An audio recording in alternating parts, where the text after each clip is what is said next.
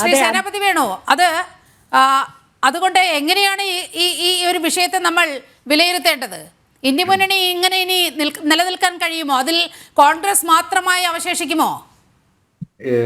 ഞാന് ബഹുമാന്യായ നുസ്രത്ത് മാഡം പറഞ്ഞതിൽ മാഡം ഹെഗ്ഡേവാറിനെ കുറിച്ചാണ് പരാമർശിച്ചത്. എനിക്ക് തോന്നുന്നത് ശ്യാമപ്രസാദ് മുഖർജിയെ കുറിച്ചായിരിക്കും പരാമർശിച്ചത്. പേരിൽ തെറ്റിപ്പോയതായിരിക്കും. ഇപ്പൊ എന്റെ തെറ്റാണെങ്കിൽ ഞാനത് അഡ്മിറ്റ് ചെയ്യുന്നു. കാരണം അദ്ദേഹമാണ് അവിടെ ചികിത്സ കിട്ടാതെ മരണപ്പെട്ടിട്ടുള്ളത്.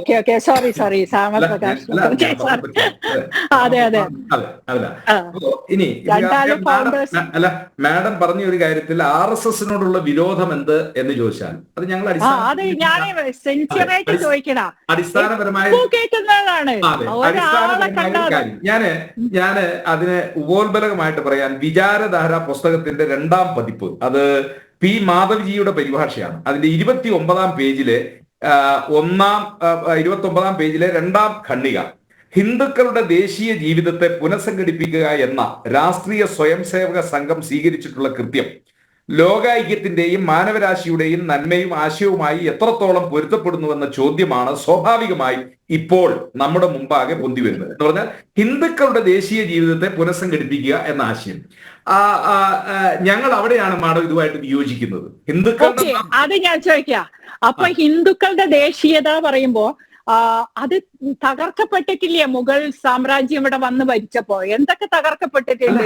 അതിന്റെ മേലല്ലേ ഇപ്പൊ ബാബരി മസ്ജിദ് എന്ന് പറഞ്ഞത്. ഇപ്പൊ അതിന്റെ അടിയിൽ ഒരു ക്ഷേത്രം ഉണ്ടായി, ഞാൻ കണ്ടതാ സ്ഥലങ്ങളൊക്കെ. അപ്പൊ രാമജന്മഭൂമിയിൽ രാമന്റെയും പിന്നെ ദശരഥ മഹലിന്റെയൊക്കെ നടുക്ക് വന്നിട്ട് ഒരു ബാബർ പള്ളി ഉണ്ടാക്കിയപ്പോ അത് ശരിക്കും ഹിന്ദുത്വ കൾച്ചറിനെ ഡിമോളിഷ് ചെയ്യായിരുന്നില്ലേ ബാബർ അന്ന് ചെയ്തത്? അല്ലെങ്കിൽ അതിന്റെ അപ്പുറത്ത് എത്ര സ്ഥലങ്ങൾ കിടക്കുന്നുണ്ട്? ഇപ്പോഴും ഉണ്ട് അപ്പുറത്ത് സ്ഥലങ്ങള്. അന്ന് ഇപ്പൊ എത്ര സ്ഥലങ്ങളുണ്ട്? അപ്പൊ അതിനെ തിരിച്ചു പിടിക്കാന്നുള്ള കൾച്ചറിനെയാണ് ഹിന്ദുത്വം എന്ന് പറയുന്നത്. ഇന്ത്യയിൽ ഉണ്ടായിരുന്നു അന്ന്. ഇവിടെ നമ്മളൊക്കെ ഇവിടെ വന്ന അബ്രഹാമിക് റിലീജിയനൊക്കെ ഇന്ത്യയിൽ സ്വാഗതത്തോടെ സ്വീകരിച്ച് ഈ സനാതന ധർമ്മല്ലേ. അപ്പൊ ഇപ്പൊ നമ്മൾ പറയും, ഇപ്പൊ നമ്മൾ വീണ്ടും പ്രകൃതിയിലേക്ക് തിരിച്ചു പോകുമ്പോ പ്രകൃതിയെ സ്നേഹിക്കണം, പ്രകൃതിയിൽ നിന്ന് നമുക്ക് ഇത് കിട്ടുന്നത്. നമ്മള് യുണൈറ്റഡ് നേഷൻ പറയേണ്ടി വന്ന പൊല്യൂഷൻ കൺട്രോൾ ഒക്കെ ഇന്ന് ഡൽഹിയൊക്കെ അനുഭവിക്കുന്നത്. ഇതിനൊക്കെ എൻവയറമെന്റ് ഇതൊക്കെ പറഞ്ഞൊരു ഭാരതം ഉണ്ടായിരുന്നു. മലയെ പൂജിക്കുക, മരത്തിനെ പൂജിക്കുക, മരം മുറിക്കുമ്പോ ആ മരത്തിനോട് സമ്മതം ചോദിച്ച്, കിളികളോട് സമ്മതം ചോദിച്ച് മുറിക്കുന്ന ഒരു സംസ്കാരമാണ് ഈ ഹിന്ദുയിസം എന്ന് പറയുന്ന ഈ ഒരു സംഗതി ഇവിടെ. അതിനെ മാത്രമേ ഞാൻ പഠിച്ചതിൽ ഞാൻ കണ്ടിട്ടുള്ളൂ. അതിനെ മാത്രമേ RSS ഉയർത്തിപ്പിടിച്ചിട്ടുള്ളൂ. ആ സംസ്കാരം കൊണ്ടുവരിക. ഇവര് കൊണ്ടുവന്ന് ഈ മേലെ പള്ളി വെച്ച്. പിന്നെ നിങ്ങൾ എന്തുകൊണ്ടാ, ഞാൻ ഒരൊറ്റ ചോദ്യം ചോദിക്കട്ടെ, ഈ ഒരു വേർഡ്സിന് നിങ്ങൾ പറഞ്ഞു ഹിന്ദുത്വ, ഞാൻ സമ്മതിച്ചു, ഇത് ഹിന്ദു രാജ്യം, ഇത് വിഭജിച്ച് നമ്മളെ ശ്രീലങ്ക പിന്നെ ഓരോ ഭാഗങ്ങളായിട്ട് പോയി. നമുക്ക് കഷ്ടം. അഖണ്ഡ ഭാരതമായിരുന്നു എന്ന് നമുക്ക് എല്ലാവർക്കും അറിയാവുന്ന ഒരു സത്യം. അപ്പൊ ഈ പിന്നെ തീവ്ര ഇസ്ലാമിക് ഗ്രൂപ്പുകൾ വന്നിട്ട്, ജമാഅത്ത് ഇസ്ലാമി പോലെ ഗ്രൂപ്പുകൾ ഇപ്പൊ പിന്നെ എന്താണ് മുസ്ലിം ലീഗിനെ വരെ അവരെ അറ്റാക്ക് ചെയ്തു. അവരെ കൂടെയുള്ളത് ഇന്ന് നമ്മൾ കാണുന്നു. കഴിഞ്ഞ ദിവസങ്ങളിൽ കണ്ട ഒരുപാട് കാര്യങ്ങൾ. PV അൻവർ വിഷയം വന്നു, സന്ദീപ് വാര്യർ വിഷയം വന്നു. നമുക്കൊന്ന് പോണം. എന്റെ സമയമായിരുന്നു. അതായത് ദേശീയത ഉയർത്തിപ്പിടിക്കാനാണ് RSS പഠിപ്പിക്കുന്നത്. അത് നിങ്ങൾക്ക് എന്തുകൊണ്ട് ഡൈജസ്റ്റ് ചെയ്യാൻ പറ്റുന്നില്ല എന്നതാണ് നുസ്രത്ത് ഉന്നയിക്കുന്ന പ്രധാനപ്പെട്ട ഒരു ചോദ്യം.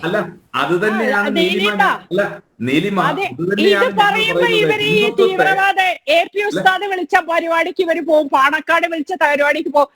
RSSന്റെ പരിപാടി പറയുമ്പോ ആ സംഘടനയുടെ പരിപാടിക്ക് പോയ നേതാവിനെ ഇവര് ചീത്ത വിളിക്കൂ.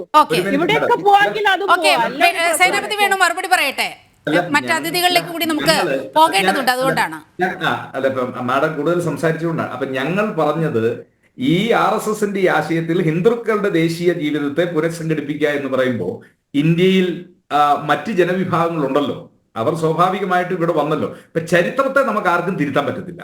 ഇപ്പൊ മുഗളന്മാർ ഇവിടെ വന്ന് നടത്തിയ അക്രമത്തെ ഇനി നമ്മൾ അതിനെ തിരുത്താനായിട്ട് നമുക്ക് പറ്റത്തില്ല. അത് എന്താ പറഞ്ഞ ചരിത്രത്തിലെ അനിവാര്യ ദുരന്തങ്ങൾ. ഇവിടെ ആദ്യം തന്നെ മാഡം ഒരു കാര്യം പറഞ്ഞു, നെഹ്റുവും ഗാന്ധിയും വിഭജിച്ച ഇന്ത്യ അല്ല സാർ. ഇന്ത്യയെ വിഭജിച്ച ബ്രിട്ടീഷുകാരനാണ്. അവരിവിടെ വന്ന് ഭരണം തുടങ്ങിയപ്പോൾ അവർ ഒരിക്കലും പോകേണ്ടി വരില്ല എന്നാണ്. പോകേണ്ട സമയം വന്നപ്പോ പിന്നെ അവരുടെ ലക്ഷ്യം ഇതിനെ തകർക്കുക എന്നുള്ളതാണ്. എങ്ങനെയൊക്കെ തകർക്കാൻ കഴിയും? സദാം ഹുസൈൻ കുവൈറ്റ് ആക്രമിച്ച് തിരിച്ചു പോരുമ്പോൾ എണ്ണക്കണത് മുഴുവൻ തീ വെച്ചു. കാരണം തിരിച്ചു പോരുക, ഇനി ആ രാജ്യം രക്ഷപ്പെടരുത്. ഇത് തന്നെയാണ് ബ്രിട്ടീഷുകാരൻ വിട്ടുപോകുമ്പോഴും ആഗ്രഹിച്ചത്. അവനാണ് ഈ രാജ്യത്തെ വിഭജിച്ചത്. ശ്രീ സേനാപതി വേണു, ഞാൻ ചോദിച്ച ഒരു ചോദ്യത്തിലേക്ക് അങ്ങ് വരുന്നില്ല. ഈ ഇന്ത്യ സഖ്യത്തിൽ ഇപ്പോൾ കോൺഗ്രസ് മാത്രമായി അവശേഷിക്കുമോ? അല്ല, ഞാൻ അങ്ങോട്ടാണ് വരുന്നത്.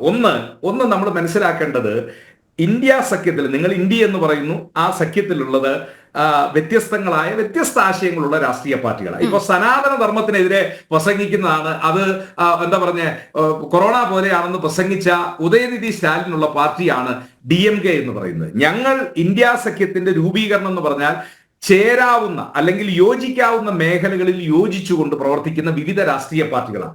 ഞങ്ങൾ ഒരേ ആശയത്തിൽ പ്രവർത്തിക്കുന്നവർ, ഇപ്പൊ കമ്മ്യൂണിസ്റ്റ് പാർട്ടി ഞങ്ങളുടെ കൂട്ടത്തിലുണ്ട്, കോൺഗ്രസിന്റെ ആശയവുമായിട്ട് എത്രയോ വൈരുദ്ധ്യമായിട്ട് നിൽക്കുന്നതാണ്. പക്ഷേ ഞങ്ങൾ ചില മിനിമം പരിപാടികളുടെ അടിസ്ഥാനത്തിലാണ് ഞങ്ങൾ ഒന്നിച്ചു നിൽക്കുന്നത്. അത് മിക്കവാറും തെരഞ്ഞെടുപ്പ് ഘട്ടത്തിലാണ് അതിന്റെ ഒരു ആവശ്യകത എന്നുള്ള കാര്യത്തിൽ തർക്കമില്ല. അതുകൊണ്ട് അതാണ് RJD ആവശ്യപ്പെട്ടത്.